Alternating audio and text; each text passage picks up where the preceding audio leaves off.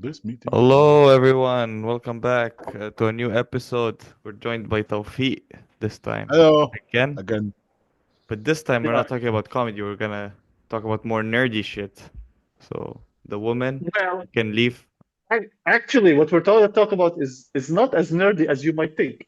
It's super fucking nerdy and geeky and Yeah. amazing.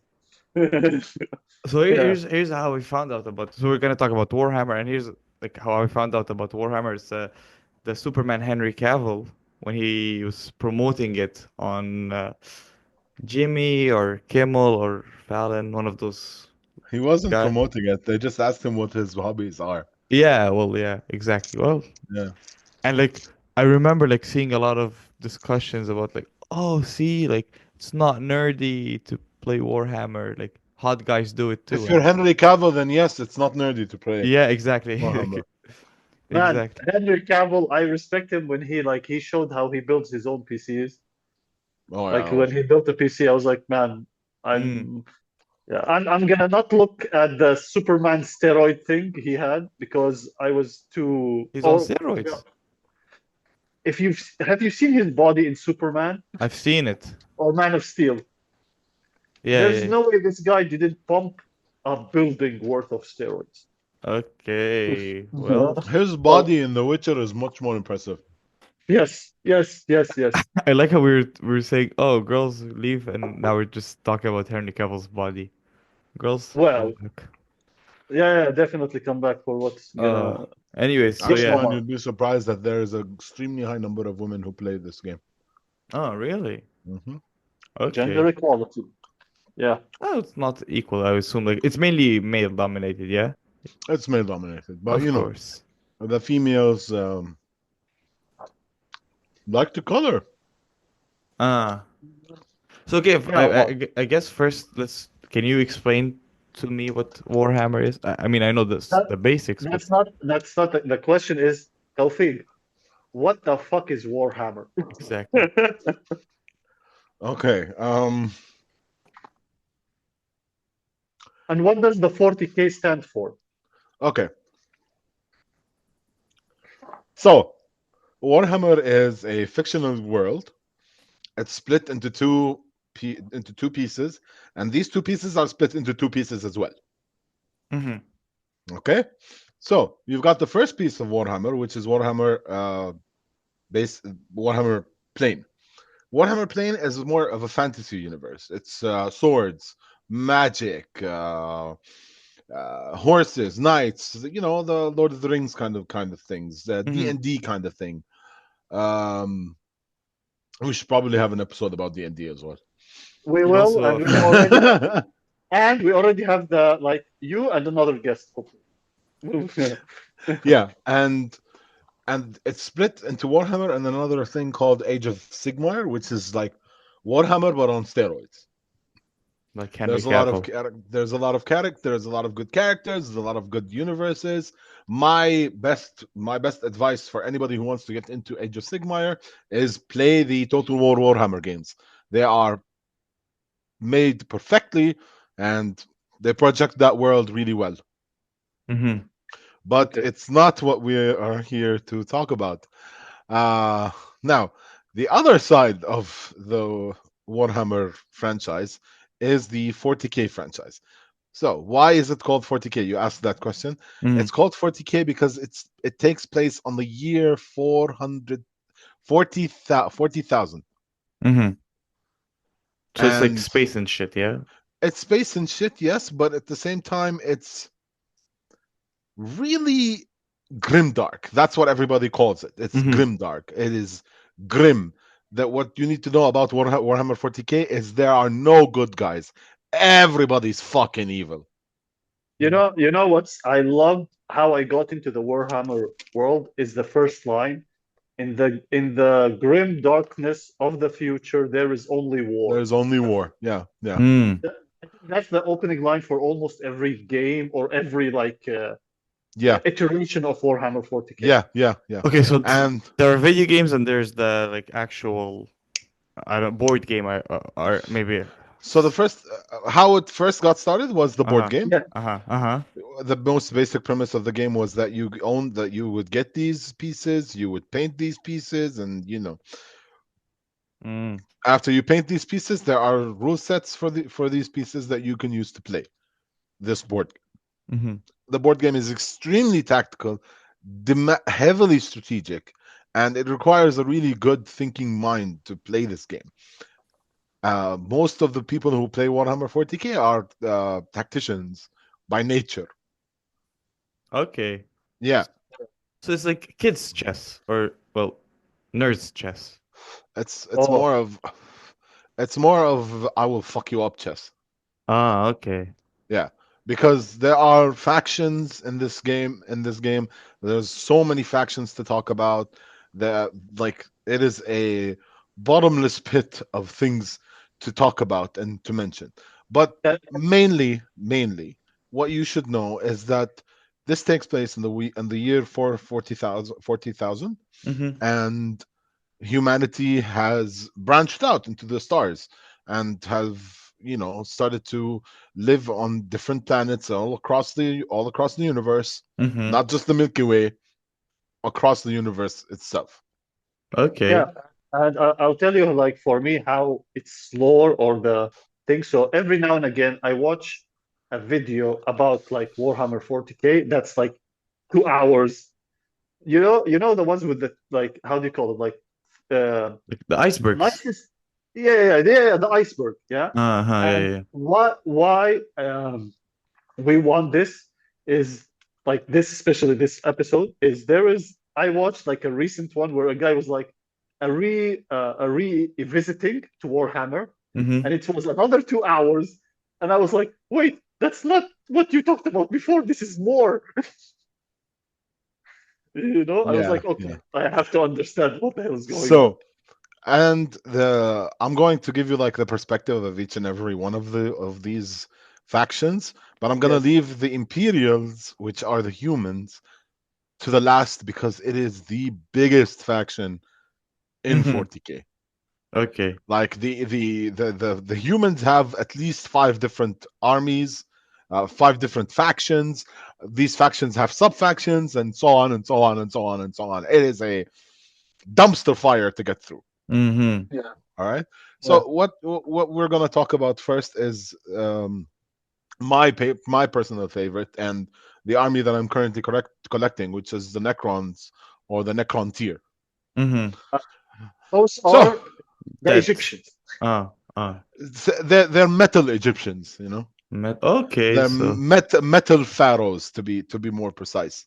okay, So cool. these people were sickly, old. Their planet was infested with a plague that was killing them slowly, and they needed a way to fix, and they needed anything in order for them to survive. You know, Mm-hmm. Okay. and this survivability came to them in the form of an old god. They don't mention the name. They don't mention much of what this old god is or what he We does or should it's called the El Sisi. That's how you pronounce it. no. No. But anyways, so these people, they were told there was, and this Uh-huh. is me saying like an abridged version of it, Mm-hmm. because if I wanted to get into the like the really really focused details, it's gonna take us forever. We're gonna Mm-hmm. need at least like one episode for Necrons. You know, Oh, okay. like I can spend 2 hours talking about Necrons. I don't mind. So the Necrontyr were approached by these old gods, tell them that I can cure your sickness. No, sorry, it was the other way around. The Necrons approached these old gods and told them Mm-hmm. that we want you to cure our sickness. Please help us cure our sickness. And this old god just told them, "Fuck you, get the fuck away from me." To Mm-hmm. which the Necrons were pissed off and they decided to um, go on an all-out war with this old god. Okay. What you do? As you do, you know. Mm-hmm. So this old god started fighting against the Necrons, and the Necrons were losing immensely against them. There was absolutely no solution whatsoever that they can come up with, or any way to fight back against the unsurmountable, the amazing power that is the old gods. So they Mm-hmm. were approached by someone called the Catan. And what the Catan are is basically like more gods that we don't really know much about. Okay. And the Catan told them that I will give you what you need in order for you to kill the old gods if you want it. Mm-hmm. To which the Silent King, which was the ruler of the Necrons at that time, agreed. And he said, yes, please, anything I can do, anything you can give me in order for me to beat these gods, these people, these bastards that will not give me the secret to their eternal life. Um, I'll take it. Mm-hmm. And you could say that with him doing that, he kind of doomed his entire race. Because what these Catan did is basically took them and put them into pools of molten steel. Molten Okay. what? Molten steel. Ah, okay, okay. Mm. Okay. Yeah. And then they emerge from these pools of molten steel. They no longer had the sickness. They have lost their souls, and they became Mm-hmm. the Necrons. Can Okay. you get it closer, please? Okay. Oh, So basically, Terminate, like the Terminators. They're Terminator pharaohs. Ah, Terminator okay. Fire. Okay.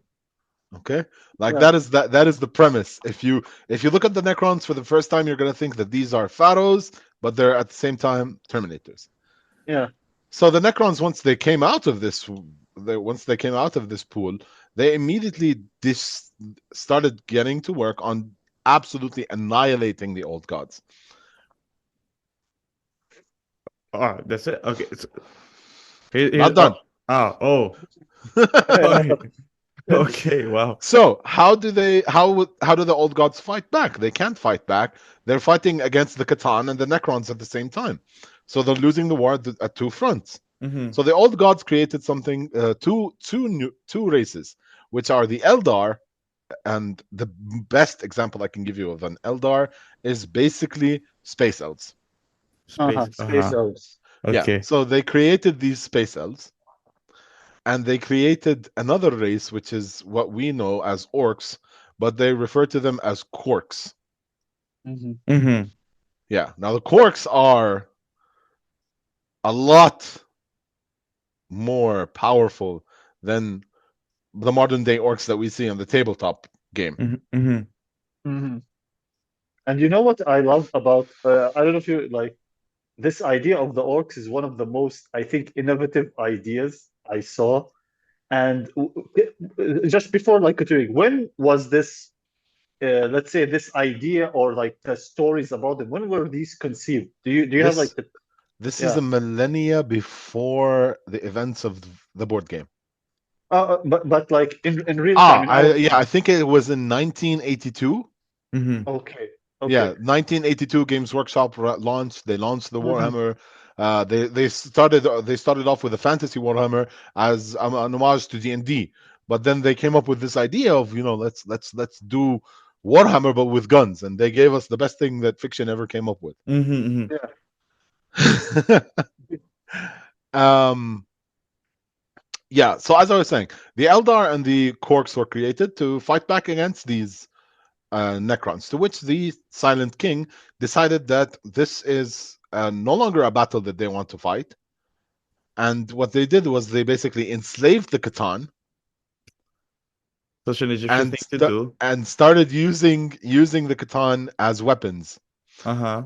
And these Catan were fucking like really powerful. Like I wish I had a Catan model at home to show you, but I don't. Mm-hmm. So it's fine. Uh, The Catan took this with they were very surprised, like as you should. yeah. What I give you the food to fight back, and then you use that against me. Very Roman Basically. Empire like. Mm-hmm. Basically. And what happens next was these the Silent King decided that I've doomed my people, I've doomed my dynasties, I've done horrible things to my people, to my public, and Mm-hmm. he decides to take this thing he called the long sleep, and he commands all of the Necrons, all of the dynasties, every single one of the Necrons to sleep. Mm-hmm. So they go Okay. into their underground catacombs and they sleep for millions of years until they were woken up by who? Bye. The elves. Humanity! Ah, okay. There's something I really like I think my brain got a little bit effed is the Eldar. They are like what you say, as you said, elves, space elves, and Space there are elves. dark No, no, elves. no, no. We'll get to that. We'll get to that. Oh, there's okay. Yeah, yeah, yeah. We're moving to the Eldar now.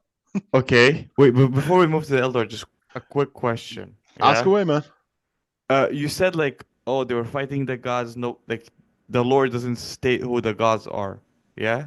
They just refer to them as the old gods. But like, are they gonna update the lore and like reveal So or? the thing about Necrons is that they were retconned so many fucking times, Uh-huh. and some players argue that the Necrons were ruined because of that, because they used to be a lot more grimdark before. Like everything I just told you, but they're objectively worse before they were retconned. Mm-hmm. And now what? They're peace loving. No, no, not Like peace loving. They're still bad, but they're like watered down now. okay. So like Oh, the lore keeps on updating. Like, Yeah, the okay. lore keeps like the Black Library tries its best to keep providing us with good shit, but at the end of the day, they Mm-hmm. retcon so many things. They kind of ruin the experience for some of the players, but there's not a lot of people that are just complaining about it. You know, uh, that's like we're fine with it as long as they don't ruin the game itself. Mm-hmm. yeah. I want to Yeah. ask about retconning, and there is like changing the whole lore. Can you what's the difference between like retconning something and changing something drastic? Like, Yeah, okay. So retconning is fixing something in the lore itself that was already established. Like for Mm-hmm. example, what they did with the Necrons, what they did with the Eldar, what they did with adding female custodies, because we've got to have females somewhere. Mm-hmm. Mm-hmm. Even though okay, there's like two dedicated female armies inside of the Warhammer 40K franchise, and they are uh, one of the strongest armies in the game. Mm-hmm. Like they are okay, broken. Mm-hmm. okay. Yeah.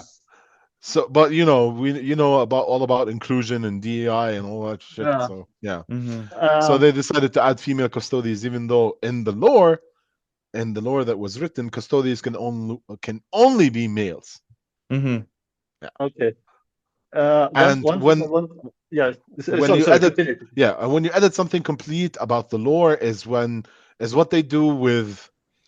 And this is very smart of them, because if they have a product that they want to stop selling, okay, they edit the lore to signify that this product has been killed off completely.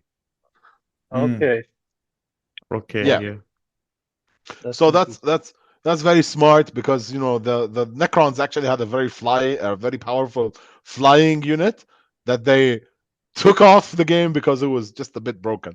But Okay. yeah, and so they retconned it into like complete and utter destruction of these pieces of old tech that they can no longer use anymore. Now, Yeah. doesn't it feel bad to like collect those like flying units and then find out that they've been wiped out? Because I assume you spent money on Of collect. course you do. Yeah, some people like flip out when this happens, but this is part of the game. It's part of how they keep the game up to standards, up to time, because once you go through a game more and more time, or the more and more time uh, that you put on a game, Mm-hmm. you have to fix it in order to appease. And well, it's not just to appease, it's more of like, in order for you to work with what is provided to you at the Mm-hmm. time of what like the world is selling into and buying into this game. They want more of this game. So the studios and these places, they start fixing and doing like small edits to the lore and doing like small edits to the game itself, just because they want a more balanced experience for all the players. Mm-hmm. Yes, that does make the players flip out sometimes, but all in all, like It makes sense, Okay, okay. you know. But Like would it make you like what you said, what they did with the Necrons? Like they retconned something. Would there be a retcon that they made you go, okay, I'm not not support, like not following this race that I love or faction that I love. Now I'm gonna go support another faction, or it's just okay, it's fine by a person. so some people have that effect. Yeah, Uh-huh. some people stop collecting those things and they sell them on eBay, and we love those people, man, Mm. because we can buy cheap stuff on eBay from them. Okay. And yeah, and some other people just decide to keep going with what they like in the first place, because and that's what I did with the Necrons, because Also, you know, so when you have something that uh-huh. looks like this, it's kind of hard not to like it. Okay, yeah. Yeah. Yeah. Also, like, just like it's not related, but like, because you live in Jordan, like, are those figures available everywhere, or do you have to like, No, I got these from Germany. oh, and like you still collect, you have to like order it takes a while for it. Oof. Yeah. And I also believe that maybe I might be the only person in Jordan who is actively doing this hobby. So you don't even get to play with people, or online now, or how do you? I don't get to play with people much because my army points are still at 585, and I need at least 1,000 points in order to play with What the someone. fuck is an army point now? So it's this is when we get to the board game. I'll explain more about it Okay, when we okay, get to okay. the board game itself. Yeah. Where were we? We You were wanted? at the Eldar and then the Corks. Yes. So let's talk about everybody's favorite faction, or that's what people like to say. Yeah. The Eldar are, as I explained, space elves. Mm-hmm. Hands down, they are space elves. Their main selling point is like elves in space. Mm-hmm. Yeah. And the Eldar are extremely powerful individuals. They are psychers, which means that they have psychic abilities. Okay. And psychers in the Warhammer franchise is something that is major. Everybody wants to be a psyker. Almost all of the stories are psyker involved. كل المصايب اللي بتصير من ورا psychers. So Mm-hmm. Uh-huh. yeah, Mm-hmm. because psychers are attached to this thing called the warp, and I'll explain the warp to you when we get to talking about the Eldar. So Okay. the Eldar are a massive race that are so technologically advanced and so powerful that when the Necrons disappeared, they went to war with the Quarks. Mm-hmm. And Mhm. they managed to kill off the Quarks so much that the Quarks devolved from the Quarks to the Orcs. Okay. Yeah. So the Quarks, in retrospective, the Quarks, you Uh-huh. would say the most basic soldier of the Quarks is 7 feet tall. Okay. Now the most powerful orc is 7 feet tall. Okay, okay. Get it? Yeah, Okay. yeah, yeah. Yeah. So they killed them down so much to the point where they devolved and they became something lesser.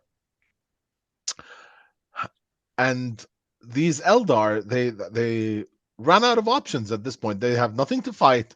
They've completely conquered the galaxy. So what they start doing is that they, start celebrating drugs, alcohol, sex, all of the debauchery that you could think of was happening in this Eldar planet. And it got to the point where it was so bad that they birthed a demon lord. Okay. Now here's the Okay. thing. This is the BDSM person, right? Okay, so let me continue. So when this demon lord came to be, she came to be because of all of the excess debauchery that the Eldar committed. And once this creature was created, which is called Slanesh, and she's one of the four chaos gods, and we'll get into that. Mm-hmm. Okay. Once this creature was created, she cursed these Eldar, and because when they die, their spirits don't go to like Eldar heaven or whatever.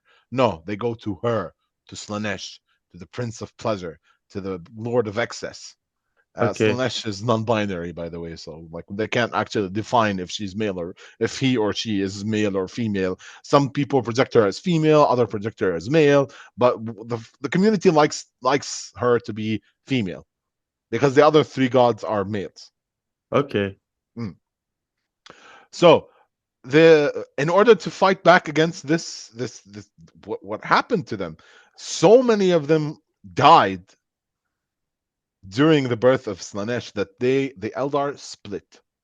They became into two groups: the Craftworld Eldars, which are the Eldar that left their planet and abandoned everything that Slanesh is about and Mm-hmm. stopped the excess and the debauchery and all of those things in order for their race to survive. Okay. And they live on these massive uh like when I say galactic large ships, I'm not giving them the right wording. We are talking about huge ships. Like you would see them from our planet if they were in Pluto. You can Okay. see the ship. That's how Okay. massive it is. Mm-hmm. Omar, you had a question a bit before. No, What my question was because you said there were no female warriors in most races. No. There are female warriors. I just like referred to the retcon they did with like Custodes, which is yeah. Ah. one of the imperial Ah. Okay. Now uh, that explains the sex part. factions. Okay. Yeah. Thank God. Okay, because I had a lot of. Oh no, Yeah. they did the other thing too. So if you're worried about that, no, they did that as well. Oh, So Sparta or whatever the fuck. Okay. and yeah, as I was saying, what was I saying? Yeah, Uh, and these Craftworld Eldar, they started living off their ships Mm-hmm. because that's the only place that they can live and not be chased by Slanesh. And even if they die, Slanesh will still claim their souls. So regardless of what they do, they're fucked. Mm-hmm. You get yeah. it? Okay. Uh, Slanesh is the She's one of the chaos gods. okay. Yeah. there's something about us like so. Now we're talking about the factions, which is like the Necrons, the Eldars, like Eldars. the conservative Eldars. I'm sorry, what are they called? It's called the The conservative, Eldars. yeah. You could say that they are conservative. Yes, they are conservative Uh, Eldars, like and the Eldars are, like I said, they're more sneaky mhm, rather than like all off full scale war like most of the human races are. No, these guys are strategic. They think before they strike. They take their time with planning. They mostly do subterfuge and sabotage before they strike at you. Okay. And the other uh, part of, and this, now we're going into like the second part of the Eldar that split, which became the Dark Eldar. These Mm-hmm. Dark Eldar decided to flee into the warp. Now the warp is this interdimensional place in which all things and all psychers are connected to it. So psychers get their power from the warp. Okay. Psychers are psychic because of their relationship or how they deal with the warp. Okay. All right. Mm-hmm. And the Dark Eldar decided that this is where we are going to flee to. mhm. Mm-hmm. We're going to run here.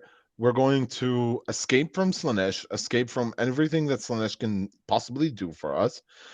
And when they're in the warp, they got so corrupted because the warp is heavy energy, and it's either, and it's not like the good part energy. No, it's bad energy. It's not good energy. It is sinister in its nature. All right. Mm-hmm. So these Dark Eldar, they start thinking that the only way to keep Slanesh away from us is by doing the same things that we're doing. Mm-hmm. So they continued with the debauchery. Ah, Okay. so All so right. basically they went with the flow. They to the extreme, and Okay. they uh and they make this capital inside the warp, which is called Gomorrah. Mm-hmm. Oh, Ah, someone is hinting at something. and Gomorrah is, and this is quoting off a lot of people in the Warhammer 40, in the Warhammer 40k universe. They say that if you're caught by the Dark Eldar, you should kill yourself before they take you to Gomorrah. Ah. So it is better for you to die than be taken prisoner by the Eldar, by the Dark Eldar. Because the Dark Eldar will take you back to their home. They will skin you alive. They will torture you. They will give you drugs to keep you alive so they could torture you more. And when they're bored with you, they'll use their skin as bed coverings and linens, and they'll use your bones and flesh as furniture. Mm.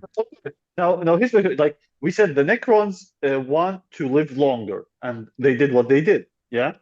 What's the driving force behind?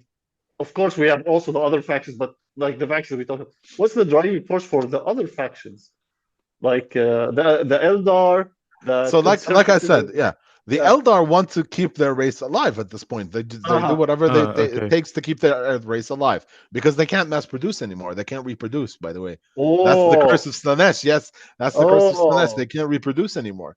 There's both So Eldars or one? both Eldars, the Eldar and the Dark Eldar. Okay. So what the Dark Eldar start coming up with in order for them to come up to, like, I need more people in my armies, right? Mm-hmm. yeah.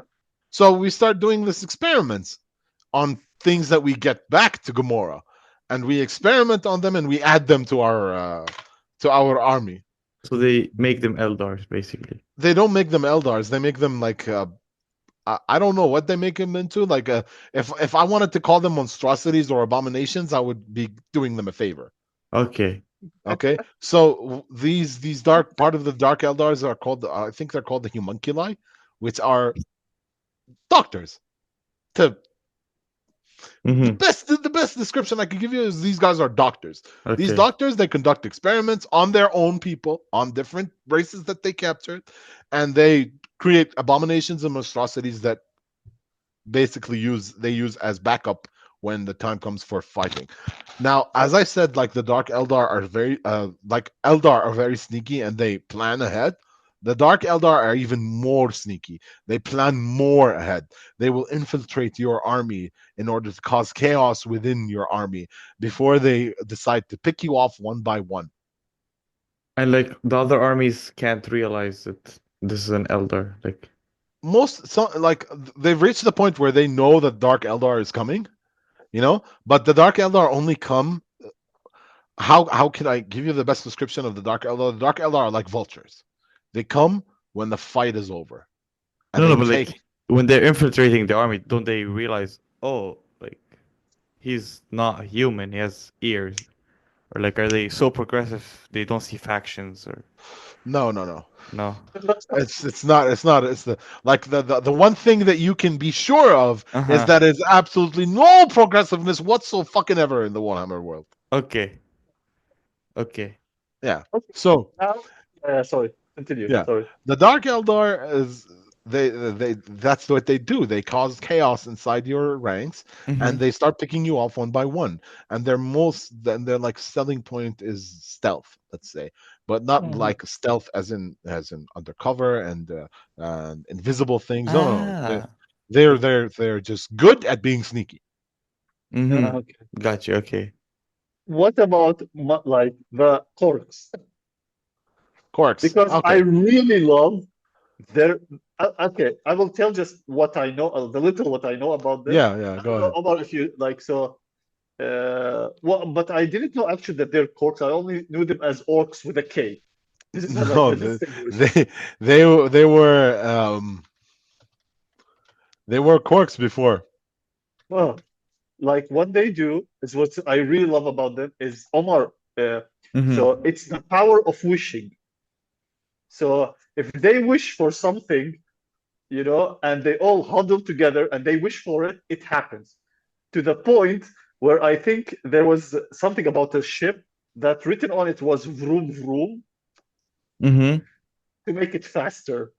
or like to make it run. And they, because they believe that the color red makes your ship faster, they paint their ships red and it becomes faster, right? Okay, This is wow. so funny. This They is don't. so They don't. funny. They don't technically wish for it. They Yeah, will it. yeah. Will it? Ah, Yes, yes. Will it. Okay, and it's because they believe that this thing is what it is. It actually happens. Yeah. okay, okay. Okay, so getting back to the orcs. So how do the orcs exist in this world?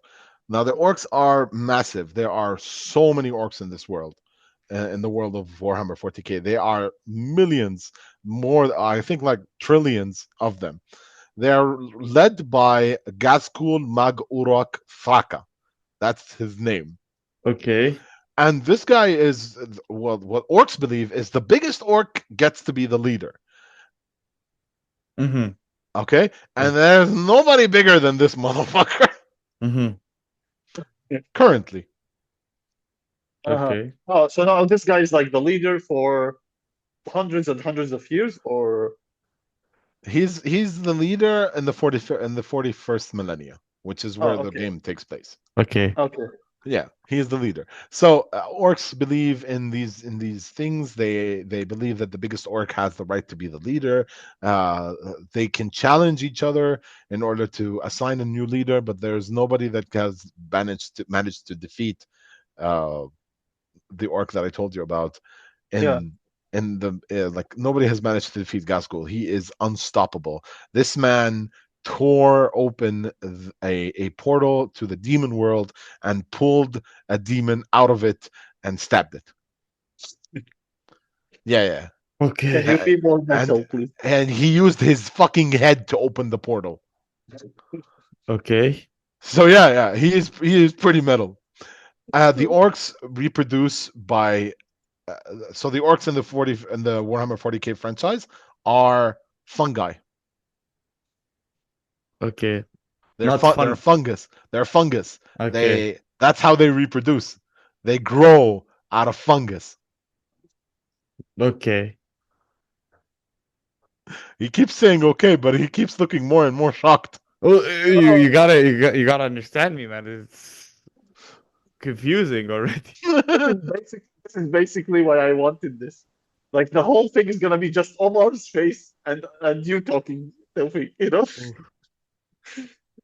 Now, It's gonna here's be- a question. You said like that the orcs, the bigger one, gets to be the leader. Yeah, But do they start out as kids? They just fungi to adult orc, and like let's say there's a threat for the leader that this fungi might be bigger. Would he kill it before, or can he do that? no. Ah, you can't kill fungi. Believe me, at this point, there is nobody bigger than Gaskell. How old? How old? Tall is he? Like you How said, big is Gaskell? yeah. Let me give you a picture. Can you share the screen by the way? Maybe you Yeah, Yeah, can. yeah, yeah, Oh, yeah. I okay. can share my screen. All right, so this is Gaskell. this is bad. This is so like Host that's disabled screen sharing. 1 second. Like this what the Omar, you're the host, so you Oh, can just on the share, just put yeah. simultaneous I think I did that already. try Tawfeek, please. That's fine. Don't worry about it. And this is what we're going to share. All right. So this is Gaskell. Okay. Okay, he's metallic. I assumed. Okay. He's a big boy. Okay. Yeah. Okay. And And something more about the orcs being very inventive. Oh, okay. Can you show the picture when he's compared to the other ones? oh yeah, sure. Yeah. One That second. one would be better. Where is it? There's one in the middle. And yeah, yeah. Yep. Yep. Oh yeah. Yeah. That one. So this is your not your basic orc. These are called Gretchens, which Mhm. are goblins, Okay. Okay. and they are the working class of the orcs. Yeah, Okay. even the orcs have like a working class. I know this is fucking confusing for you. I really understand that because there are some points where I would sit down and read lore or watch some videos and I would be scratching my head. So this is very confusing. And even when I'm answering all of your questions, I could be getting things wrong. Okay. Yeah. Okay? Uh-huh. So I'll send you a video so you can like Uh, go over this video just in case I missed anything. This yeah. video can probably explain to you what's been going Can on. you stop the share, Tawfeek? Oh yeah, sorry. Yeah. Yeah, no problem. So, um, the orcs have a religion, though. It's one thing they got right. Yeah, they worship orc gods that they created out of their own imagination, called Gork and Mork. Okay. Okay. Yeah. And orcs get around and manage to do what they do best with pure willpower. Mm-hmm. And when I say willpower, I mean willpower. So, These guys will everything to be. so why Like, don't they just will to become like kill everyone else and they rule the world? it's not that it doesn't work that way. Can you like you could say that? It's not as simple as you think it is, you know? Okay. Uh-huh. Um these orcs are crafty, yes, but but at the same time they're kind of stupid, Mm-hmm. Mhm.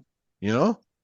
Like they have these moments where you will just look at them and be like, and what orcs do best is numbers, sheer numbers, infinite numbers. You feel like some worlds, some planets in the Warhammer 40K franchise are completely infested by orcs, and nobody wants to fuck with that. What drives them? They just want to fight. Okay, so yeah. Yeah, Like every that other is orc. they want to scrap. Mm-hmm. Mm-hmm. That's what they call a fight because orcs in the Warhammer 40K franchise are Australians.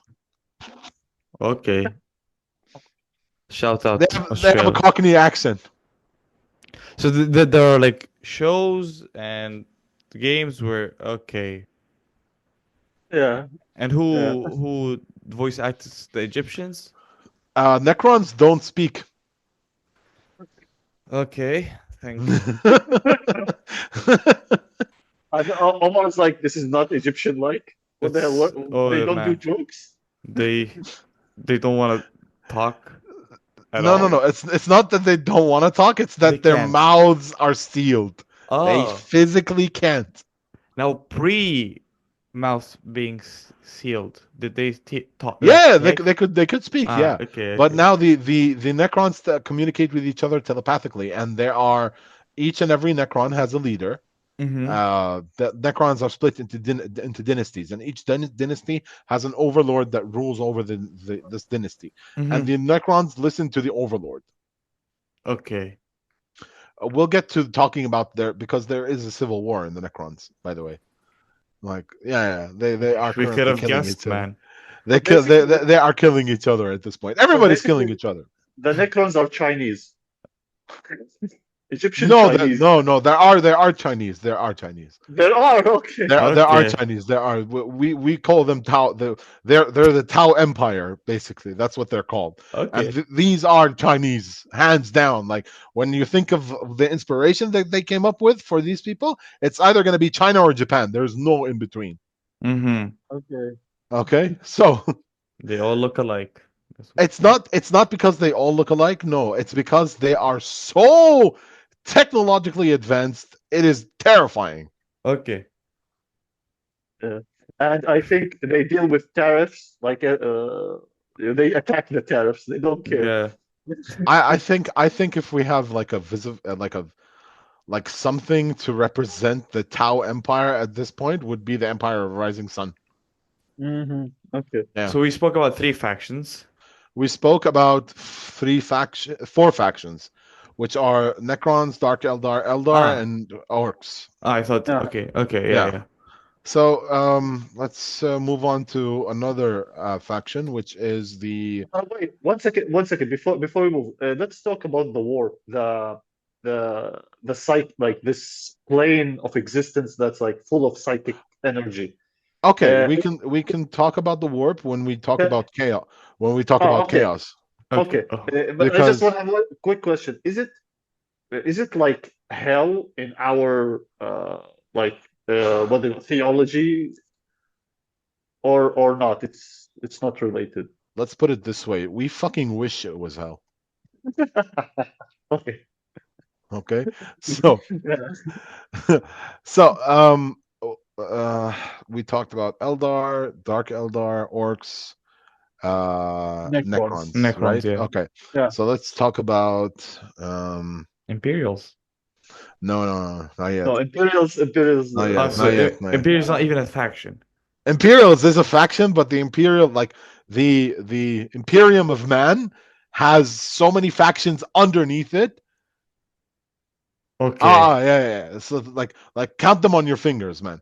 You've got the Adeptus Sororitas, which are the Sisters of Battle. You've got the Sisters of Silence. You've got the Imperial Custodes. You've got the Imperial Guard. You've got the Space Marines. You've got the Grey Knights, the Inquisition, the Assassinorum. You've got the what am I missing? I'm missing one of them. The Leagues of Votan. You've got so much more. Like the Inquisition has 8 sub-factions underneath it. Each one of them deals with something specific, you know? Like the Ordo Malleus deals with all Xenos. The Ordo Hereticus deals with Oh, humans that have oh. become heretical. By the way, like something about the Warhammer thing is for me is the how much inspiration is taken from it. Because first I thought it was the other way. Like an example would be StarCraft. Mm-hmm. At first I thought Warhammer was kind of and people who are watching don't attack us yet. Okay, So, this is what I thought, and then I got corrected. yeah, StarCraft and in the beginning was meant to be a Warhammer game. Yes, yeah, Mm-hmm. But Blizzard and Games Workshop had like a few discussions that didn't go very well, okay, and okay. StarCraft became its own world, its own thing. Yeah, Okay. and because the one of the main things that I think the Zerg in StarCraft, which is like the swarm, the insects that attack, this is taken from Warhammer, which is the Xenos, I think. They're called the Ah, Tyranids, and we'll get to Tyranids, those. Tyranids. Yeah, Okay. we'll get to the Tyranids. Don't worry. Um, so The fifth let's talk faction. about let's talk about the Tau Empire. Yeah, let's talk about the Okay. Tau Okay. Empire. So 10,000 years ago, before the 40K events happened, the humans were going around space, and they found this planet. And on this planet, they found a very, very, very uh, Neanderthalic race. Mm-hmm. Okay. They were Neanderthals. They weren't advanced at whatsoever, and they just left the planet. They're like, "Fuck it, we're not going to do anything in there," and they left it. And the planet got taken into the warp. The entire planet was taken into the warp. The planet reemerged 10,000 years later, and the Tau came from that planet. They were technologically advanced beyond anything that anybody has ever seen. They have um, amazing weapons. Most of their weapons, you would say, are mechs, mech suits, Gundam, Power Rangers, Messenger, Grandizer, all of these things that you've seen before, like mechs, they're put into the Tau Empire as a whole. Okay. And the Tau believe in one thing and one thing alone, which is something they call the greater good. That everything they do is justified because of the greater good. And the Tau are the closest thing you can get in Warhammer to kinda like good guys, kinda, you know. But then Uh-huh. they use their greater good excuses for genocide, which is like, you know, Okay. Sounds like China, yeah. well, it sounds like Israel. Anyways, um, Are the there Tau, Israelis in the Warhammer world? uh, No, but I think the Emperor's children are the closest things to Israelis. Okay. They always We'll have to we'll mention the children, huh? Uh, And I mean, you know, we'll get to the I think they're called the Primarchs, no? Like the n- 19 no, no, that we'll get to that. okay. You're moving ahead. sorry. So as I was saying about the Tau have always been, always will be this race of extremely advanced warriors, in which most of the 40K franchise, most of the people, most of the warriors in the 40K franchise have like a hard time dealing with them because of their technological advances. They are really advanced. They are terrifyingly advanced, and but the one thing that they are bad at is melee combat. The Okay. Chinese, yeah? Like Yeah. the So okay. if you get up close and personal with the Tau, they have no fucking idea how to fight back. Yeah, this is like very, very martial arts movie thing. Yeah, I Yeah. believe that. Yeah. Okay. So if you get close to them, they're fucked. Mm-hmm. And that is the main premise of like the Tau on the tabletop game. If you play Tau, you've got a limited amount of time to take out everything in front of you before they close the gap. Because if they close the gap, you're fucked. You're dead. You're gonna lose at So this point. so every faction has its own weakness, yeah? You would Yeah, okay, okay. Uh-huh. yeah. But also every faction has their strengths. Like there are some factions that have really good strength. Like for example, the Tau are exceptional in long range combat. Mhm. You've got like factions like Necrons, for example. Necrons, you can revive your own units whenever you want. As long as there's an overlord available on the table, you can revive your Necrons. Orcs have massive numbers, extremely high Yeah. numbers, and that is one of their main power, like the main strengths for the orcs itself So, themselves are this major number of warriors, major number of tanks that they stole from other races, major number of these weapons that they've repurposed from other races, and things that they've stolen, scrap that they've put together and they have made fully functional, and because they want it to work like that. Okay. Mm-hmm. So another thing about the Tau is that they are currently the meme of the Warhammer community. Like if you collect Tau, we're gonna laugh at you. Okay. Yeah. Well, So why? because Tau are the youngest race in Warhammer 40K.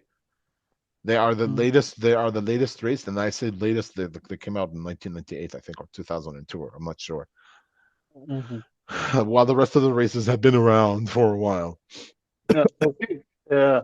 Like want to ask a bit. We go back to like the basic of it is who thinks of this and how is it applied and how is it approved? Okay, You so know? the Warhammer franchise, 40K and Age of Sigmar, have a dedicated publishing company called the Black Library, Okay. and these writers, there are thousands of them. They write so much books, so many novels, so many codexes about the world, and they keep building up on the world and creating more and more and more and more and more to create this world. Uh-huh. And one of like, for example, you've got like insane things that come out from the Black Library. One of my favorite things to come out from the Black Library is a horror book called The Watcher in the Rain. I'll send you guys the audiobook tomorrow and you can Please. listen to it. It is amazing. It is one of my favorite Warhammer 40K horror stories. And believe me, the horror writers in the 40K universe, like the horror writers in the Black Library, are on some different shit. Okay. And Oops. okay. Excuse me. Talking about the Imperium. And the Mm. Imperium of Man is the story that I know really well, so I can talk about it really comfortably. Yeah. So a You know? three-parter. uh the tabletop gameplay, I'm still getting used to it. I still don't understand it very well. I'm still reading the codex. Yeah. But There's a codex for yeah, yeah. Every race has the codex. Like, let me show you. So this book is the rules. Uh-huh. Can you show Okay. Uh-huh. the width? Sorry, the width. Uh, How? how many Yeah, the pages? width. Okay, okay. Okay. Okay. This is all the Uh, rules. uh-huh. Okay. And this is the Necron Codex. Oh, so first you have a book for the rule, book for the Necron Codex, the Orc Codex, blah, blah, and all Yeah, that. and you've got the user manual. So you need minimum three books to get into the game. Minimum 3 books. Well, Which is fine because D&D has 2 books for you to get into that. Yeah. Yeah. okay. Yeah. Okay. So we continue from here, Omar. Yeah. Okay. Oh no, maybe I was gonna show the book part. Ah, Ah, okay, okay, okay. Cool, cool, cool. Oh, cool. okay. Yeah. So we're Yeah. So 3 books. Each faction has their own book. mm-hmm. Yeah. Each faction has a codex.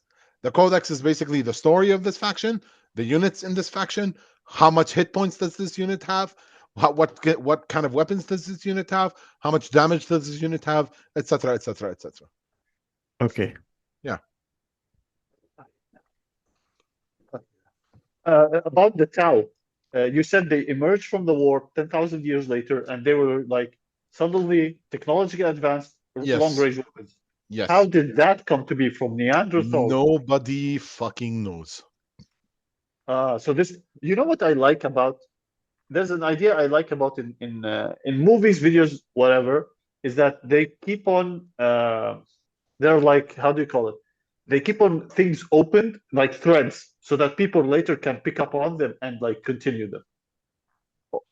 It's Mhm. how you you know there are good writers, because it's kind of like comedy. We hook Yeah. people into our comedy shows, right? Yes. Yeah, Yeah. these people hook you with the books because there is a book series called the Horus Heresy. There's around, I think there's around 200 books. 200 books. Okay, Yeah. and this story has people by the chokehold that everybody wants to know what's happening in the Horus Heresy. They want to understand more. They want to see the Horus Heresy from the perspective of that character. So, Yeah. yeah, okay, we'll write you a book about the Horus Heresy from the perspective of a character that was mentioned twice in the original book. Okay. I swear, Omar, like your I books would be just really thumbnails. I was maybe I told Abed, I forgot, but I really wanted to get into Warhammer. I thought this episode would probably be the key for me to get into it. Oh, No, this is no. interesting. How to get into Warhammer?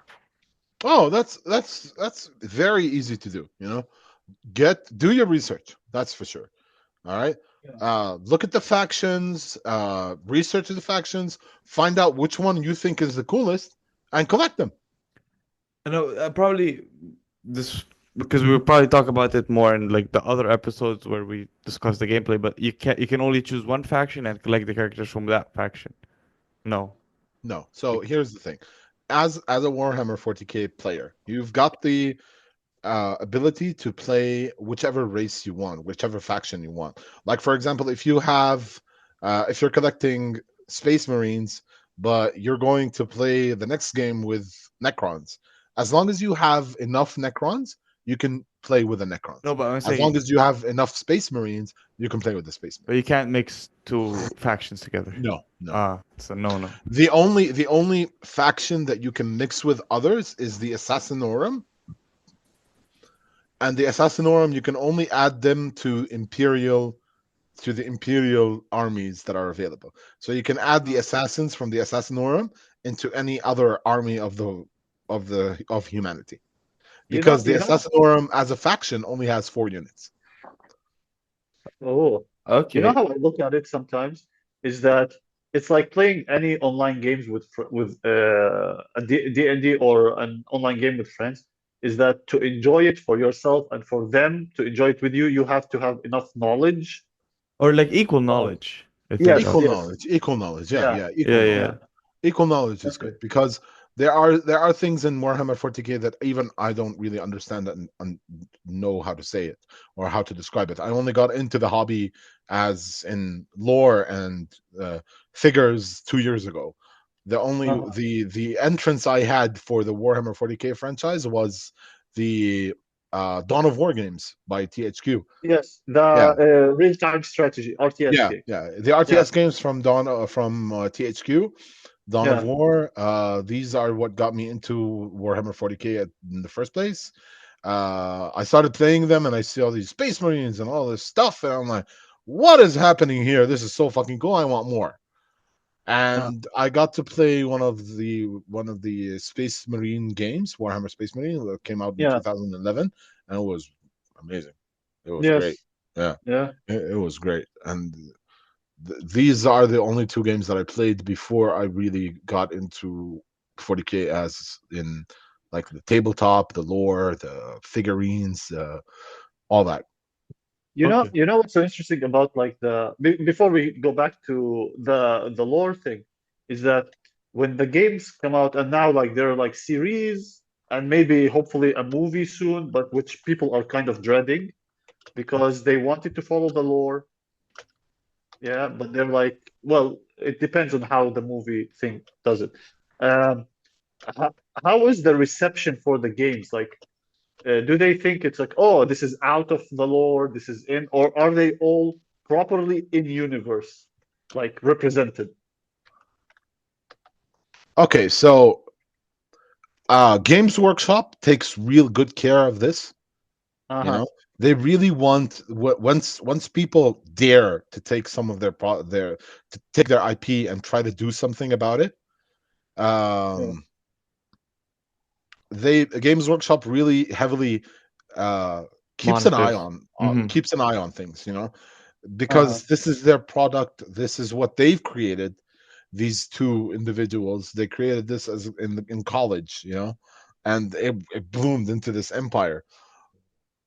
Yeah. And the best representation for the 40K world, I would say, is a series that sorry, is a series that Games Workshop themselves created, which is called Hammer and Bolter. Okay. So anybody who wants to know, like, who wants a basic premise of how things go around in like the Warhammer world, the 40K world, you can watch Hammer and Bolter. It's a fantastic show. It's really good. You can play Dawn of War. Dawn of War gives you a good perspective of it, but do not touch the third game, or you will hate yourself because Sega royally fucked that up. Okay. Uh, you can play Warhammer Space Marine 1 and 2. They're really good games. I recommend them. You can play Bolt Gun, which Yeah. is a boomer shooter. It's kind of like Yes. Doom, but Warhammer, you know? You can play Vermintide 1 or 2. You can play Dark Tide. All of these give you like a perspective of what things are. You can play Space Hulk. You can Yeah. play Rogue Trader. These are good games. These are good Warhammer 40K games, but these are well established. Everybody agrees that these are the best games for the Warhammer 40K franchise. Okay. Going back to the Tau. Yeah, Omar, you thought we're not gonna go back to the lore. We're going back to the I lore. no, I thought we are going back to the. Yeah. yeah. Tell me, do you have questions? The Tau. Tau. Continue with us about the Tau. Like we were talking about the Tau, long range. Oh, how do they move around the galaxy? Okay. So they have uh every single faction in the 40K franchise move around the galaxy in a different way. Okay. Like, for example, the Eldar and the Dark Eldar use something called the Webway gates, which are gates that open into the warp itself, and they can move through the warp and come out the other side. Orcs, they usually steal ships from other races, and they use them to transport themselves around. Eldar live on worlds, and they have these amazing ships that they could Yeah. teleport around the world with. So the basic premise, and this is the basic answer for most of the races in the 40K franchise, is that they get around with massive ships or something that involves the warp, that's how they get around. That's how they transport. They move around. They go back and forth, and Yeah. Okay. Okay. So Tau, they do their thing. And Tau is not an imperial faction, or is it an Tau is imperial? no. Tau is not an imperial faction. Tau will never be an imperial faction. But imperials are the human ones, Imperials are humans, yes. and Chinese not human. No. Don't quote us on this. You heard it Nobody here, Don't listens don't to people. this. don't focus on this too much because it's gonna give your like it's gonna give you a headache. Honestly, the Tau are originally. Let me show you how they look like. Okay. Wow.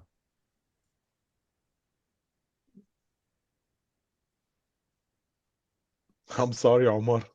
Okay, it's fine. Oh, I should be the one apologizing.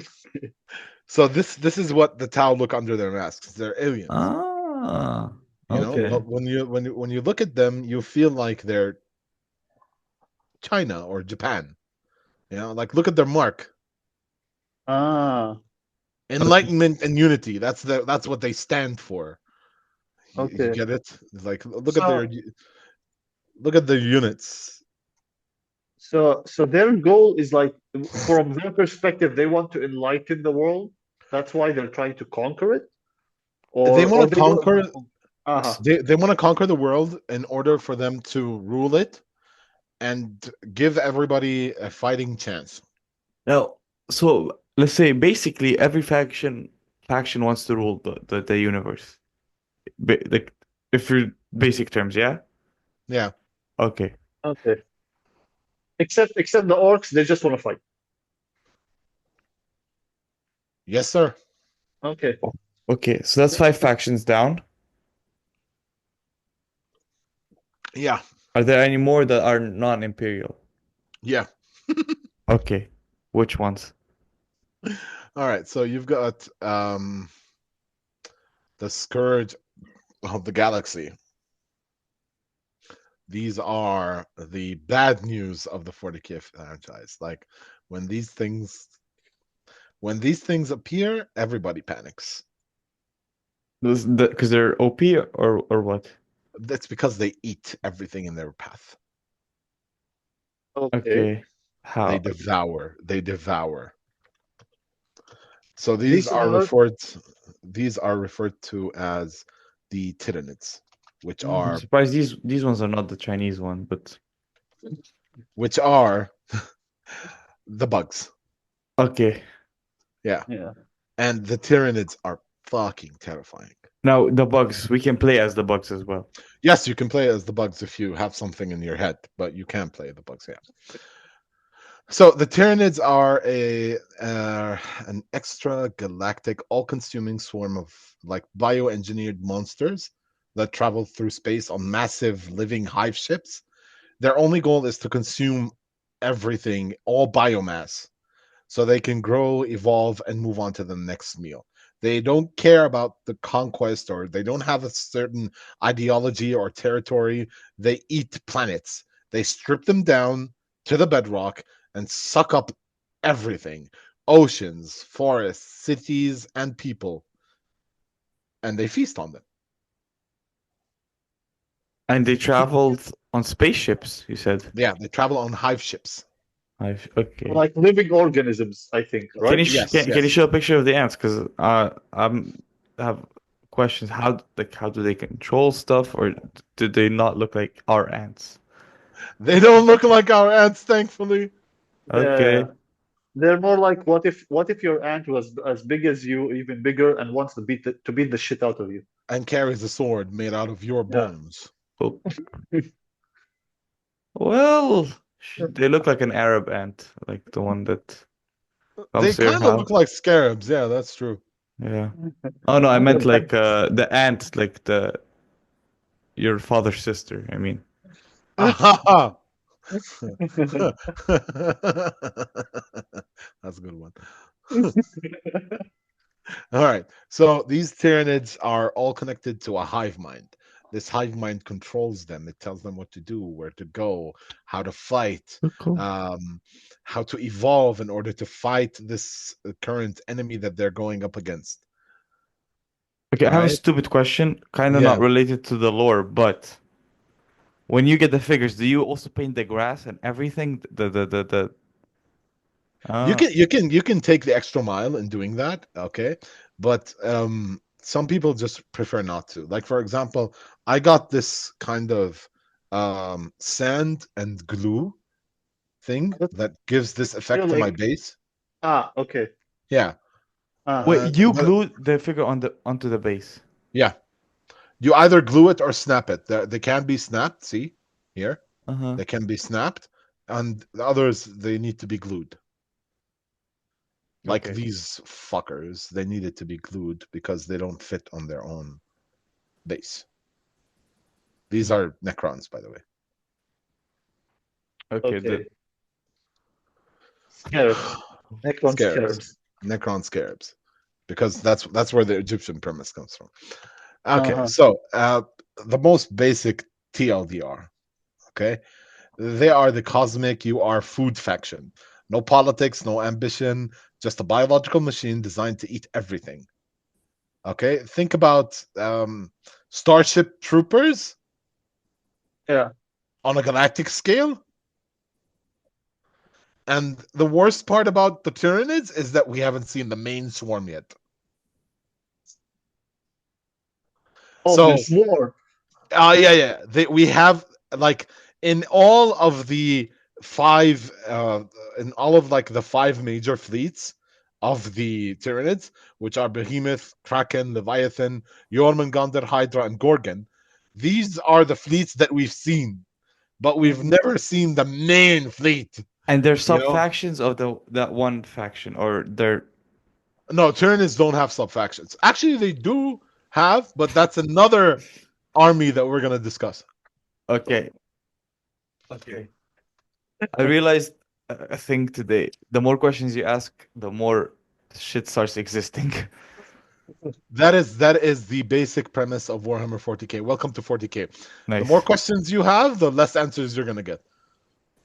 Mm-hmm. Yeah. I didn't even think of like how much like Omar asked just a question. I was like, oh wait, there are like five more branches of that question, man. Like yeah. I mean, it is what it is. You know, it's how this game works. Yeah. Yeah. Do you Yeah, think some people are deterred by the lore? some people are terrified by the lore. Like they get into the game, they don't understand the lore. But trust me, the best part about Warhammer is the lore. Like hands down. Mm-hmm. Yeah. But yeah, Yeah. like something in Warhammer, which like maybe we'll get to the Imperiums probably in this episode or like in the 10th episode about Warhammer, is in the human faction, the Imperium. I recently knew like some of them they have like the name like metal on their heads, and that signifies how many years they've been living. Or it's like How what? many years they've had serving the empire, like doing in the army. So Like one of the medals? yeah, they have these like small circular things implanted Yeah, into their skulls, yeah. and each circle represents 100 years of service. It's And now the lifespan is insane. I didn't even know about that. Yeah, Oh, yeah. because so there are humans that still live like we do. You know, they age to 80 years and then they die. But there are meta-humans. Oh, we'll get to the anatomy of the humans a bit Yeah, later. we'll get to the anatomy of the meta-humans in a bit. Okay, Yeah. so these like I said, the Tyranids operate by a hive mind. This hive mind guides them, and if when the hive mind stops guiding them, these Tyranids they become feral. Okay. So like they just attack randomly, like Yeah, they attack randomly. uh, They lose their coordination. They lose uh, their connection. If they lose their connection to the hive mind, they start losing basically. okay. Yeah, Yeah, and like the that's and basic that's Yeah. And Sorry. that's how humanity fights back against them. Uh, Yeah, there's something you said like the Tyranids are bioengineered. Yeah. yeah, Like they're who? bioengineered. Like we went like every faction what how they came to be. Yeah. So how did the Tyranids came to be? How did the Tyranids come to be? 7 more questions. I don't even. I'm not sure. Okay. So The best the answer I heard the as whole day. like the origins of the Tyranids in where they came from, no one knows exactly. What we do Ah, know is they're not native to the Milky Way. They came from the cold, dark void between galaxies. Oh, just okay. a quick question. How often is the lore updated? Like every Uh, week, month, year? no, no, no, no, no. Like sometimes they release books, and these books update the lore in some cases, but they don't update like the entire lore. They update Uh, small bits of the lore. Like for example, the other day they released a new book that just brought back one of the fan favorite characters, and completely just told the fans that this is a good character, and she is and always has been a good character. okay. But Okay. what did people know about her? That she's evil or No, because lots of people have first thought that she's a heretic, okay. including the Empire. But she wasn't a heretic. She's there to save their lives, basically. Okay. And it's a she, one of the most powerful one of the most powerful humans in the world is a woman. Yeah. Yeah. Okay. Okay. And then you've got some people barking about inclusion. Uh, Anyways, um, so like I said, we don't really know where the Tyranids come from. Nobody knows where they came from. Some people like to speculate that the Tyranids are running from something.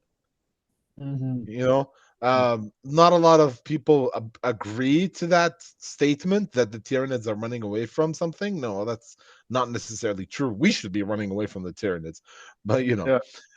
now to talk about one of the factions that are close to the Tyranids, they're called Gene Stealers. That's what they call gene stealers. Gene Stealers, yes. So Okay. these Gene Stealers, they are a faction I of like I the like how they like it's fucking Necrons, Eldars, well, and the Gene Stealers. Like, yeah. sure. So the Gene Stealers are Tyranid vanguard organisms. They're highly evolved infiltration units, sent years or even centuries ahead of when the full Tyranid high fleet arrives. They're fast, they're strong, but the most prominent way is what they do is when they arrive to the planet, the Gene Stealers kidnap, take control of a mind of one person only. And from this one person, they start spreading their genes all around the planet. Oh, So by the time, like you guys watched Invincible, there's a certain I forgot what they were called. yeah, yeah, But yeah, kind of like the ones in Invincible, yes. Which yeah. ones? So I forgot their names, but these genes, like when we were talking about gene stealers, these gene stealers, the main job that they do is that they go to a planet, they infest the public, and they make the people worship Tyranids as a god. Oh, Uh, I understood which ones you're talking about. Like the Mars ones, yeah. yeah? Yeah, yeah, yeah. Yes, Yeah. yes, yes, yes, yes. Mm-hmm. Yeah. Okay, so the gene stealers, they don't kill you at first, they infect you. They implant a part of their genetic material using a long tongue, and they call it the gene stealer's kiss. They basically kiss you, and when they kiss you, they take control over your mind, and they start preparing this world for a hive fleet invasion. And it could take them years, it could take them decades, it could take them months, it could take them weeks. You can't really tell. You just Okay. know, like, but know this: if you are somebody who's living in the 40K universe and you saw a gene stealer cult, if you don't Yeah. take care of it as soon as possible, your planet's fucked.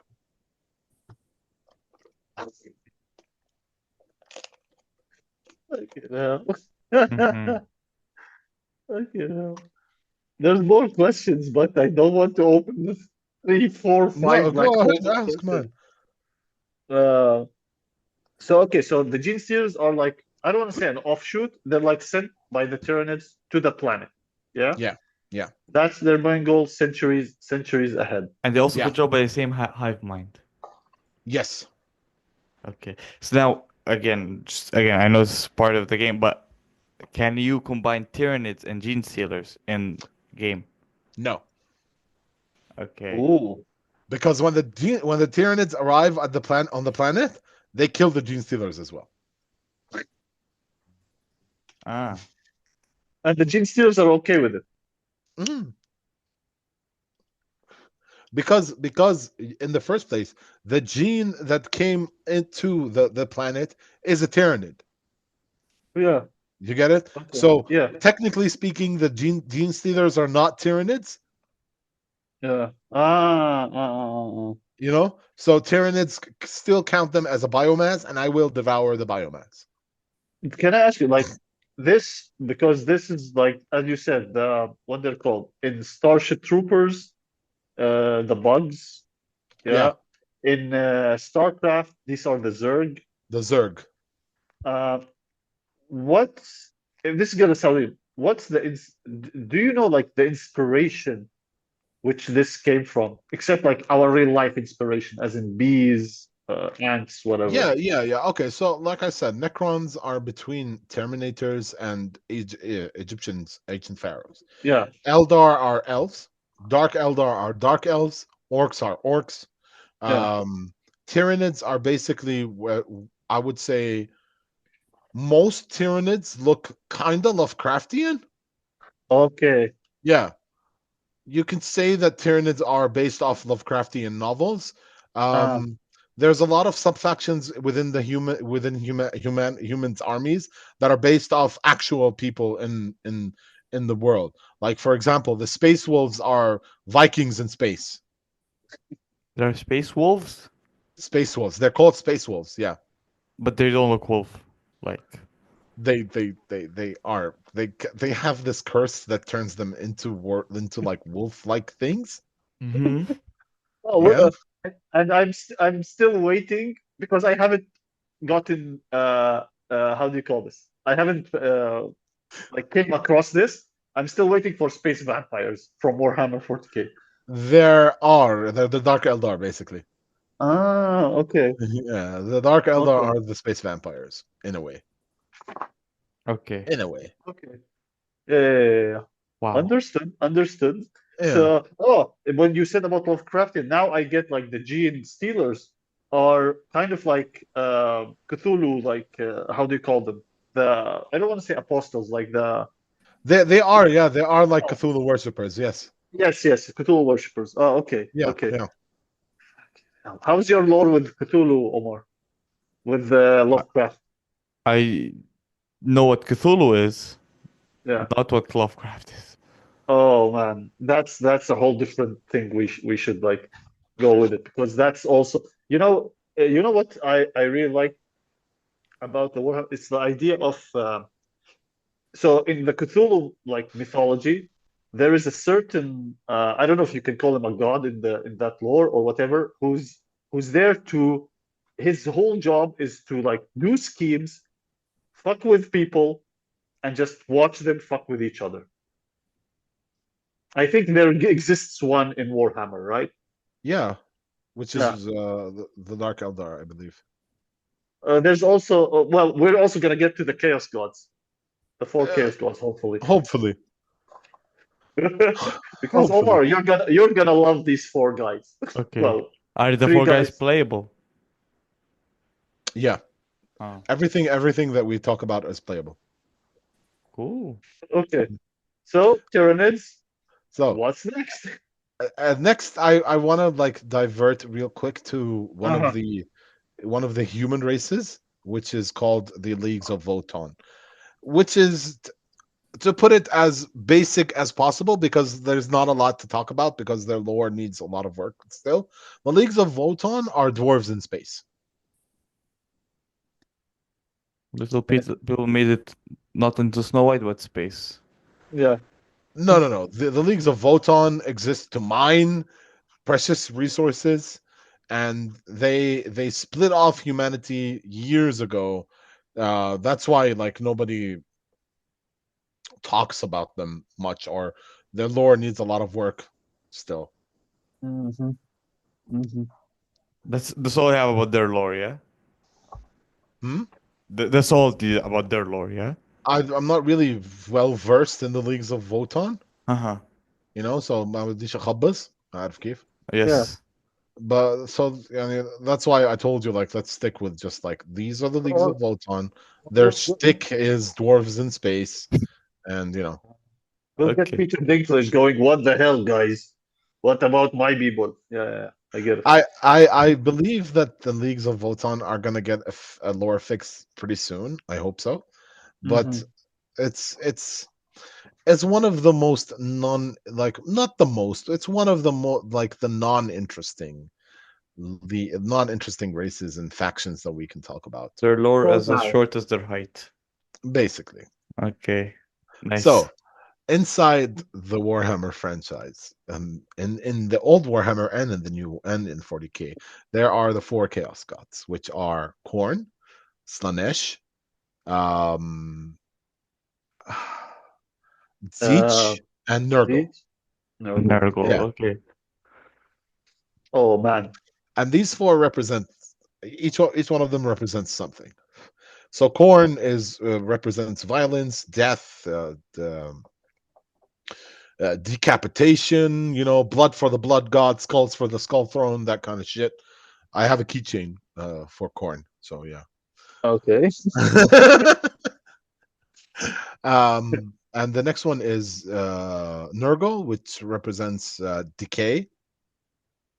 You Yeah. know, if you actually look at uh, the four Chaos Gods, their main um, inspiration would be the four riders of the apocalypse: Okay. war, death, famine, and pestilence. Mm-hmm. Yeah. Yeah, because famine is in a way corn. Yeah. War is corn as well, but, Yeah. but It has. it kind of sounds like the four horsemen of the apocalypse when you Yeah. when you look at it through a microscope. They're the four horsemen of the apocalypse. Yeah. Okay. Um, So Nurgle, right? yeah, What's his?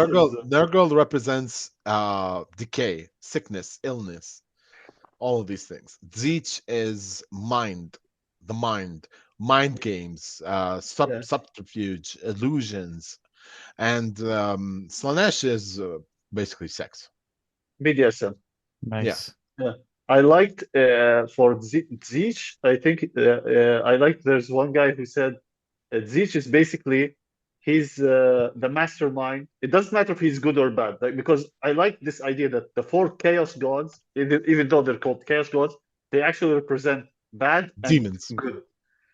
Yeah. Yeah, And yeah, also, they have they like you said, they do represent, they are portrayed as bad, but yeah, they have a good, like they do have a good message if you actually yes, want to think about it, but in the way that they do things, they're not really good. yeah, Okay. okay. And like Zeech, I like the idea is that uh, he's the mastermind. If he has plans to his own plans. He has plans to his plans. That even if you foil his plans, he already have plans that he already planned for these plans. Yeah, This is yeah, basically, yeah, yeah. Oops. So, and to give you like a more detailed description, sorry, my because I connected my camera to the charger. That's fine. Um, Korn is the blood god. He's the god of war, rage, bloodshed, but he's also the god of honor in battle.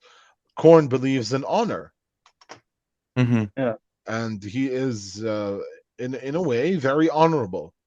He's the god of violence, whether it's righteous fury or brutal slaughter. He's worshipped by berserkers, gladiators, anyone who revels in combat. Korn hates sorceries and sorcerers and psychers. So if you see uh, most of like the followers of Korn, they are um, melee warriors, basically. Mm-hmm. Okay. They fight with their hands. They fight with chain axes.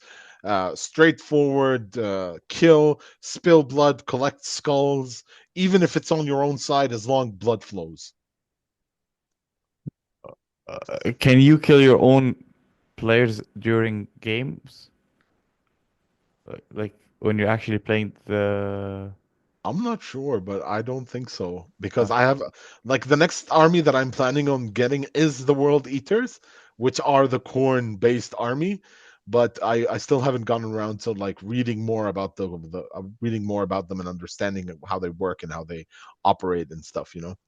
At 1 second, Omar asked a question, then he was like, "Oh my God, this question is gonna lead me to seven more questions." uh, Why? So I think, okay. And what about? I really like Nurgle. This guy, I really like this Yeah, guy. yeah, I'll get to Nurgle. Nurgle is Uh, Tzeentch, the sex guy. no, that's Slanesh. Ah, Tzeentch is the god of magic, change, fate, ambition, secrets. That's his shtick, you know. Basically, the god of debates. Yeah, he's a master of manipulation, a god of schemes, knowledge, and endless change. He represents both hope and despair because, in a way, every dream for something better contains the seeds of chaos. You know, mm-hmm. Okay. his followers are sorcerers, politicians, mad scientists, manipulators who believe knowledge is power, and nothing is ever simple with Zeech. Each victory costs something. Every plan has a deep layer, and a deeper layer, and a deeper layer, and a deeper layer. Okay. Okay. Okay, this sounds like you're a comedian who has a hidden message in a joke about tissue. You know? Yeah. So his and Zeech's motto, basically, like the main thing that he believes in is um, justice planned. He loves saying that. Just is what? Just as planned. Ah, justice plan. Okay. Yeah, he loves saying that. He Yeah. lives to say that word. Okay, Nurgle is the plague god. He's the god of decay, disease, death, but also endurance and joy in suffering. His motto is, and I'm not kidding here. Nurgle's nickname is the grandfather, or as we like to call him, Papa Nurgle. Papa Nurgle. Okay. So the motto is Papa Nurgle loves you. He's the god of pestilence and rot, but he's also affectionate, very affectionate. Oh, Uh, his followers see disease not as a curse, but more like a gift, proof that they are strong enough to endure. He represents resilience through despair and the comfort in accepting one's fate. And ironically, the people that follow him are disturbingly cheerful and happy little plague bearing freaks. New Zealand. Hmm? New Zealand. Guys from New Zealand. Guys from New Zealand, yes. Mm-hmm. Kiwis. Okay. Oh my god, that's one of the best descriptions you can give for them. Honestly, Mm-hmm. it's kind of hilarious. The next up we've got our Slanesh, which is the Prince of Excess, the god of pleasure, perfection, excess, and obsession. His motto or her motto is treat yourself to madness. She is the god of sensation, whether it's physical, emotional, or aesthetic.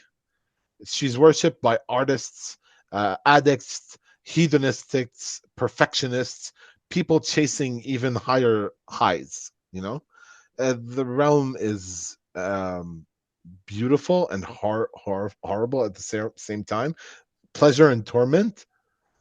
And like I said, she was born from the psychic excess of the Eldar. Okay. So we know where Slanesh came from. What about the other three? Yeah. They always existed. Okay. Uh-huh. Yeah, Okay. yeah. The chaos gods have always been around. That's the general motif of the. That's what Games Workshop says, and we listen to Yeah. Games Workshop. And I have a, like another question then. Yeah. Since like, like for example, we have Korn who hates sorcerers. and Zeech is Zeech. You know? Yeah, they're basically enemies. Korn and Zeech do Yes, not see eye to yes, eye. yes. Yeah, Do these gods, like in the lore, do they fight? yeah. Hmm. And what's their goal? Or not goal, like why are they continuing this? Or just like in this case, I think he's just there because he wants everything to go as planned. Like, can the gods die? Actually. Hmm. So let's say this. Let's say it this way. They're not gods in a divine sense. They are manifestations of raw emotions and psychic energies that live in the warp. Okay, Ah. and they are shaped by the thoughts and feelings of every sentient being in the galaxy.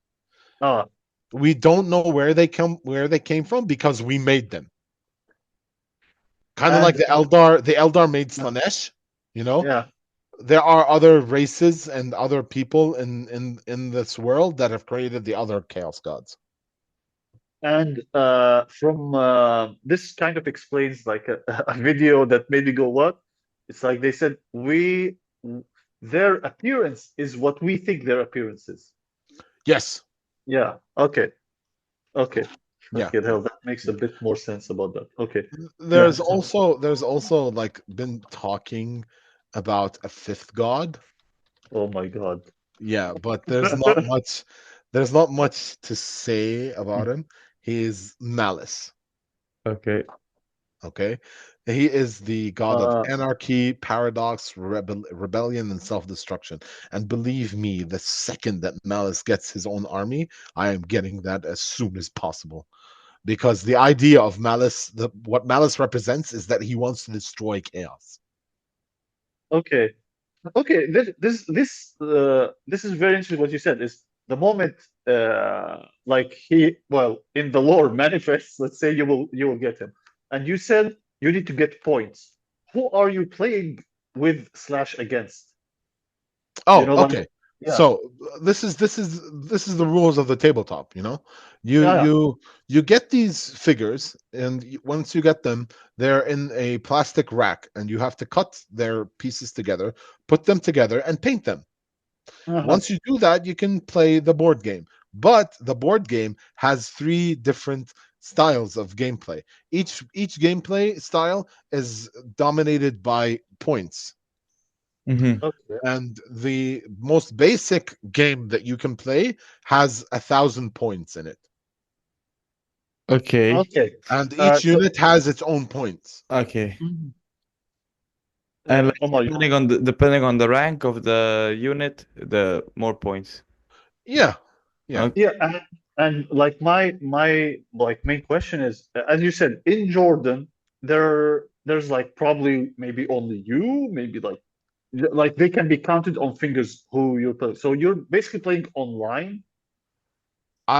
This game cannot be played online, sadly. Okay, cool. So you're How is it? collecting it and not even playing, getting to play. Yeah. Yet? Ah. Yet, because I've convinced a couple of people to get armies of their own. Oh, yeah, one of them lives in Dubai, but oh well. Um, but I believe that everyone who wants to get into Warhammer has an army made for them. Mm-hmm. You know, like if you like technology, there are armies made for technology, for people who like technology. If you like armies that are basically you go for orcs, you go for world eaters, you go for these kinds of factions. So Okay. each and every one has their own thing. I currently have two basic collections of for the armies, which I said, like the Necrons, Yeah. Mhm. and I have the Ultramarines. Yeah. Oh. Yeah. And now here's the question. You said you have to collect 1,000 points. So roughly, how much money do you have to spend just to get to like enough characters to get 1,000 points? So Games Workshop either sells you the pieces that you want individually, Uh-huh. or they sell you something called a combat patrol. And the combat patrol comes up with 1,000 points exactly. Mm. And the combat patrol ranges from what race you're getting. Like combat patrols cost around $120 to $200. Like, to be honest, I thought it would cost more. But so you get the combat patrol. Is it already painted, or you have to do the painting Oh, of it? you have to paint everything, buddy. This is like, you know what I like about this? It's like you have to work for it, basically. Hmm. Like it's not like everything is on the ready. No, here it is. Or you can get on the ready, but I think that would the prices would go like a Pokemon card collections prices. You can get ready models, but you can't play the game with them. Why? Because a video game, a toy company called Joy Toy took licensing from Games Workshop and they started making action figures. But if you Uh-huh. buy the Joy Toy action figures, you can't use them in the game. This is like can I ask if this is kind of like a hidden rule or a rule between players? No, no, no. You cannot use them. They are not allowed to use. You are not allowed to use them. Holy fuck. Okay, Uh, wow. Leads to more. How will they know? Oh, you can tell the difference. Trust me. Uh-huh. Like, let me Uh-huh. show you. Let me show you. Fucking hell. Like there's layers upon layers, and this is not the lore, this is like the game itself. Hmm. So these are the Joy Toy Warhammers, Warhammer 40K action figures. Ah, okay, yeah. Yeah, they come. So this is the How much biggest they difference. cost? 100 JDs. This is the basic model. These are the Joy Toys. Yeah, this is like the Yeah, wrestling, like, basic model, Joy yeah. Toy. Okay, Like the Joy okay, Toy has articulation and everything. Like the models don't have that. Yeah. Yeah, yeah. So Joy Toys, yeah, incredibly detailed, very expensive, very expensive. yeah, yeah. But I like, to be honest, if you've got the budget to get a Joy Toy, then by all means go for it. Mm. Holy shit, It man. costs as much as like a bundle as you. Yeah, Yeah, like like the prices when there was like prices like 100 JDs which is like what, $130, or yeah, yeah. and that was for one. Some of them are really expensive. You know. Okay. Like Oh. even the tabletop itself has a lot of expensive pieces. Okay, Like so And basically to the stronger the character, the more expensive he is. Yeah. yeah, in a way, yes. basically Tawfeek, is what you need to do is like you gather these the pieces of your army, and then you have to go, let's say, to Dubai or to Germany to be able to play with the like With other people, yeah. with other people. Because I was watching one guy when he said he accidentally stumbled upon um like a whole kind of convention by accident of the Warhammer people. Yeah. Oh yeah, yeah. Yeah, okay, okay. This is like this kind of, it puts it more in perspective, let's say. It You know is. what? It is. Yeah. It's chaotic. It's hectic, but it is so much fun. Also, Like you said you were collecting like this, like not like you didn't get the set, but you got like. I'm not done yet. Yeah, I have like I have 8 more pieces left to finish my Necron army. But like, why didn't you just go for the bundle? Combat the combat patrol. Yeah. Okay, so I didn't know. Ah, okay. Nice. Okay. At that time, I didn't know. So when anybody asks me now, it's like I want to get into Warhammer. What do you recommend? Get a combat patrol. Mm-hmm. Uh, this is like 10 things to do before getting into Warhammer, Yeah, let's say. yeah. Get yourself a combat patrol, buddy. It'll Okay. cost you less. Uh, You know what I always thought of it is how it is. I thought always that it's just like kind of a web browser online game, you know? I wish. And then now it kind of, and then when you were talking about the figures and everything, I thought, okay, so all you do is like you fix your camera on the board, like there's a that's what I certain thought board. as well. You can play Yeah, online like that. yeah, but no, it has to be like, let's say, in person. Now, Fucking here's hell, this here's is a question which I think is probably the most important because I recently like got into Pokemon and I know how toxic their fan base is. It's like, oh, you can't name every single Pokemon here. Is it the same with Warhammer, or are they like they yes. just want people? Can I tell you something? How it's amazing for me, because when I told a few guys who like we used to play World of Warcraft with, and I was like, oh, into Warhammer, and you know what the cheer that they gave me, and this is not joke, like 50 guys and girls, they were cheering, Mm-hmm. you know, they're like, yay, another one. I was like, what? And they're like, I felt like, okay, I No, think no, man. I'm The going into Warhammer Scientology. community, the Warhammer community is such a nice community. There are toxic people in the Warhammer community, Yeah, of of course. course.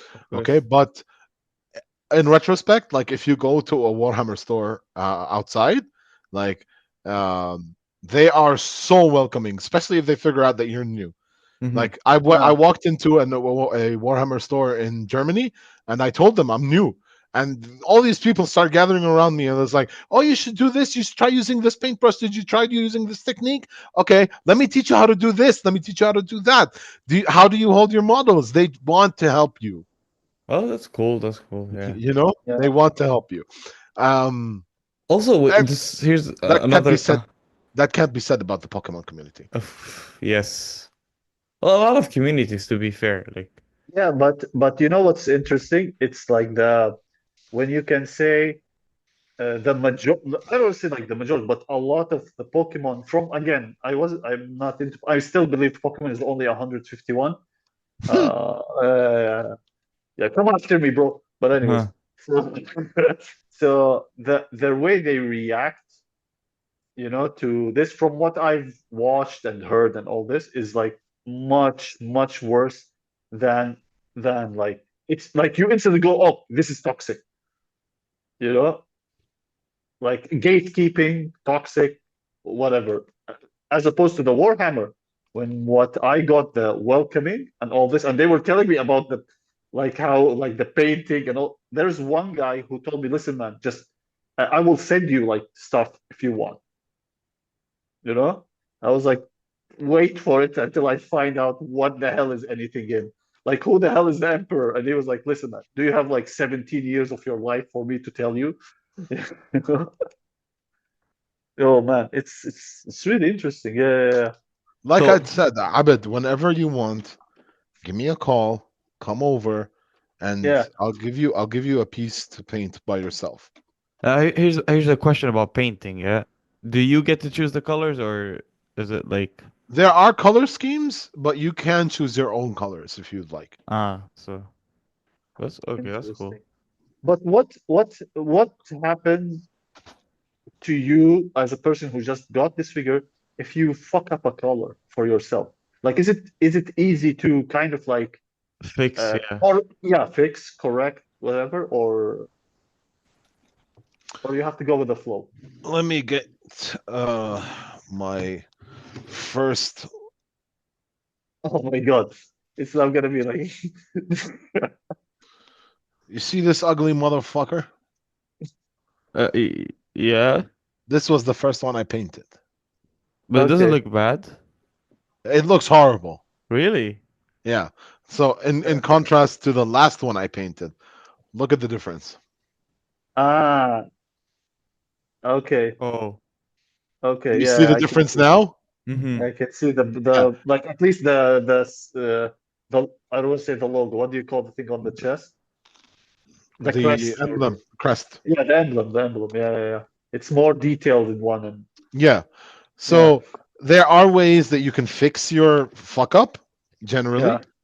Um, most people use black paint to repaint everything because black nullifies other colors. Mm-hmm.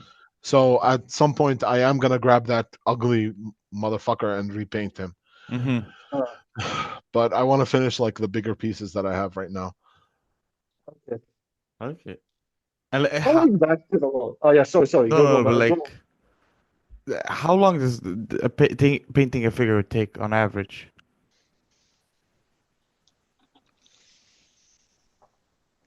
It depends on the figure, to be honest. Okay. Okay. Okay, how is that like the maximum would be with attention to detail? Hmm. Because it looks like also a soothing, like you could say it's a hobby, a soothing hobby, like something to keep your mind off what the real world is. It's a really nice hobby. Okay, so Uh, let me give you an example of something I spent a lot of time on. This guy, Mm-hmm. it took me yeah. 8 hours to finish this. Oh, okay. 2 of these hours were on the shield. Yeah, You see the yeah, details on the And shield? there's like a yeah. booklet for you to show you how to paint it, or like what colors goes where, or you come up with that on your own. No, man, that's what we get YouTube for. Ah, okay. Like you Yeah. can you can watch the YouTube channel. Okay, you can look at the original picture of the model itself, and you copy the color. You know, Games Workshop sells these paints. See these? Mm-hmm. Ah, Yeah, but I okay. don't recommend you buy them because they are hella expensive. Yeah, So there are competitors for the painting, at least for the yeah. paints, that you can get them for a lot cheaper, a lot better, Mm-hmm. and the amount of paint that you get is more. Yeah. Here's another question. So I remember when I was a kid, I was into Yu-Gi-Oh! Maybe you guys know what that is. Yeah, yeah, of Uh, course. Yeah, and there was like a lot of like the knockoff cards, or the not. Is there like knockoff Warhammer that you should stay away from, or No, oh no, and no, anything works. because Games Workshop has destroyed them Ah, okay. mm, across the time. Games Workshop worked overtime to make sure that their products, their IPs, everything they do is protected. Mm-hmm. yeah. So, uh, like even they're kind of like Disney when it comes to protecting their IP. They're really working hard to protect their IP, which which is weird because right now another Yeah. another concept is coming out of the woodworks and the factories, which is called Trench Crusade. And Trench Crusade is gonna give Warhammer a run for its money, man. Okay. Yeah, Because yeah. I was looking at like prices, because I was thinking of buying something, and now the prices Trench are expensive. prices are very expensive, yes, but you can find cheap options like on Amazon, on those places. Well, tell that to Russia. I can help you pick some things that you can start learning with them because uh, I painted a lot of Necron warriors before I started painting the bigger ones because I wanted to get enough painting practice done so that I could confidently paint the bigger models. Like for example, I've got this guy next that I need to paint, Mm. and he's Uh-huh. a Necron, but I'm not very confident in painting him. So that's why I'm painting everything else I have until I feel confident enough to paint him. And I've also you can't go to battle with them unpainted. Yeah, you can't. I've also got this thing, which is also a Necron, and this has so much details. I am terrified of painting this one. I can see like compared to like to the hand, like this is like it's not small. No, no. Mm, shit. Wow. Oof. Some people have, they have a hobby of painting, others have a hobby of walking, and some people have a hobby of war. You know? And some people really hate themselves. Oh man, Mm. that's is insane. It's scale. Um, Listen, since like we're 2 hours, we're like almost exactly 2 hours in. Yeah. Should we continue a little bit about the lore, or like should we give that for the next episode? I think leave the lore to the next episode, man. Yeah, We still need to talk about the Chaos factions. We need to talk about the yeah, Imperial factions. There's a lot to Okay. go on, and yeah, we need as much time as we can get our hands on. yeah. Okay, people. Yeah. I'll tell you just Uh-huh. before close. There's something that I was very impressed about the Warhammer 40K, like how people react to it, is when Space Marine 2 came out. The Yeah. PS5 gamer, yeah? No, like it's I'm not sure if it's on the PS4 too, but you can find it on the PC. Like Okay, uh, it's how much people were mind blown, Yeah. by it.